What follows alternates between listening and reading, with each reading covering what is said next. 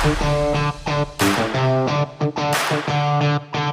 hapon po. Ang nasa harapan ko po ngayon ay si Ginoong Jeric G. Salcedo, isang branch operation officer ng UCPB Savings Calapan branch. Bakit niyo po napili ang kursong Bachelor of Science in Commerce o BS Commerce, major in banking and finance? Nung una, ang gusto ko talagang kunin ay education. Pero ang sabi kasi sa akin ng tita ko,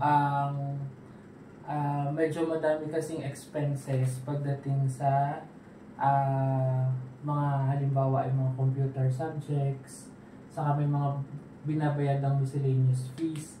So dahil hindi naman ganun ka okay ang finances nung time na nag-aaral ako, mas pinili ko yung pinakamurang course, yung pinaka-konti yung gastos, which is yun ng Bachelor of Science in Commerce. So medyo mahilig din ako or may background din ako sa finances dahil nga during nung high school ako ay malimit na treasurer ng school. So mas pinili ko yung major in banking and finance. Paano niyo po natuklasan ang iyong talento o talino? Wala namang specific na talento ako na meron. Yung talino, hindi naman siya, siguro hindi ko masasabing matalino ako ng mga panahon yun, pero masipag lang siguro ako mag-aral, kaya yun siguro yung naging advantage ko nung time na yun. Paano niyo po natuklasan ang iyong talento o talino?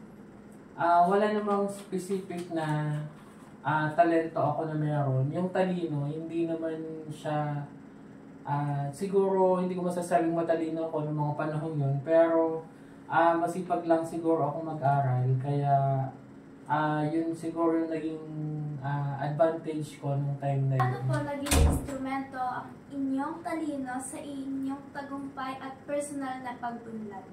Sabi ko nga kanina, hindi naman ako matalino. Medyo masipag lang ako mag-aral. Nung panahon na aaral ako during college, naging member ako ng Junior Banker Savings Bank sa Divine Word College of Calapan. Doon nagsimula yung hilig ko sa pagbabangko. Doon din ako nagkameron ng idea kung paano ang operations ng bank. So, nung time na nakagraduate ako, nag-apply agad ako dun sa mga kakilala ko na bangko, yung familiar sa akin, at saka medyo may connection yung school dun sa bangko. Mayroon po bang mga tao, pangyayari sa inyong buhay na nagbigay inspirasyon na pagyamanin at palawakin ng iyong natatanging talino? Paano ang mga ito naging inspirasyon sa iyong personal na paglago? Nung una, ang aking mga inspirasyon ay yung aking mga kaibigan, dahil nga kami ay mga magkakaklase na galing sa banking and finance na course. So, ang goal namin lahat ay makapag-apply agad at makapagtrabaho. So, parang nagkameron ng slight na competition sa bawat isa, kung sino yung unang magkakameron ng trabaho. So, nagporsige agad ako na makahanap ng magandang trabaho, at luckily naman napapasok ako sa isang commercial bank. Tapos, ang isa pang inspirasyon na yung aking pamilya, sapagkat ang aming pamumuhay nung mga panahon na yun ay hindi naman ganun kasapat ang finances. So, kailangang tumulong din sa mga expenses sa bahay. Kaya, kailangang pag-igihan. Nagsimula ako sa bangko, ibinuhos ko yung effort ko para, kumbaga, maghabol din ng promotion, at saka tumaas pa yung kita. Tumaas pa yung sweldo para makatulong sa pamilya. Paano po ninyo hinarap ang mga pagsubok at kabiguan sa inyong larangan? At paano ito naging inspirasyon sa inyong paglago? Yung mga pagsubok at saka problema sa trabaho, hindi naman yung maiiwasan. Kumbaga, given na yun sa trabaho.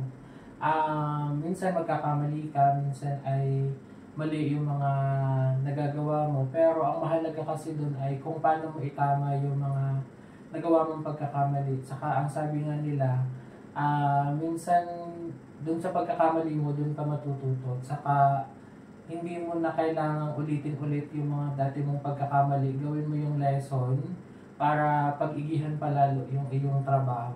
Ano po ang inyong mga ideya sa pag-handle ng mga sitwasyon ng stress at pressure sa banking and finance? Yung stress at saka pressure, given na naman yun sa trabaho. Ang technique lang siguro dun ay kung paano mo i-handle. Since nasa harap ka ng customer, kumbaga customer service lagi ang priority ng bangko. So, dapat maging professional ka pa din, hindi ka makikipag-away, hindi ka makikipagtalo. Kumbaga, lagi nilang sinasabi, customer is always right. Though, hindi naman siya lagi masusunod. Kumbaga, ibabalanse mo pa din kung ano yung policy ng bangko, kung ano yung dapat gawin sa kliyente, or kung paano mo siya i-handle.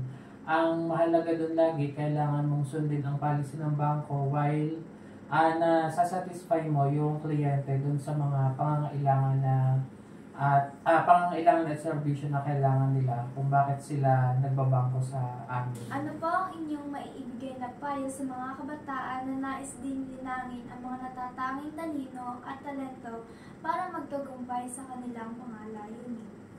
Sa mga kabataan, mahalaga na mag-aral sila ng mabuti habang nandun pa lang sila sa stage ng pag-aaral sapagkat kailangan nilang linangin yung kanilang husay, kailangan nilang matuklasan kung saan sila magaling, makinig lagi sa mga advices ng kanilang mga teachers, alamin nila kung ano yung gusto talaga nilang i-priority sa buhay, kung ano yung gusto nilang pag-aralan, kung ano yung gusto nilang maging trabaho.